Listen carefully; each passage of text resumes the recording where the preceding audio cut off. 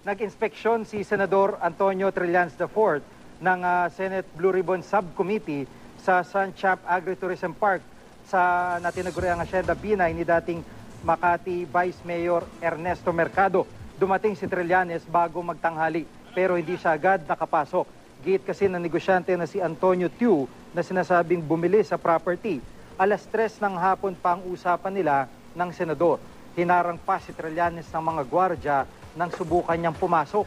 Nagpunta roon si Trillanes matapos magpadala si Tiu ng imbitasyon sa Senado na bubuksan niya ang park para sa mga mambabatas at media.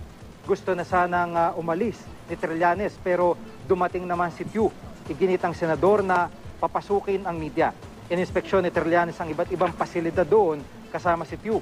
Patuloy na giit ni Tiu ay hindi siya dami ni Vice President Jejomar Binay. Handa raw siyang humarap uli sa Senado.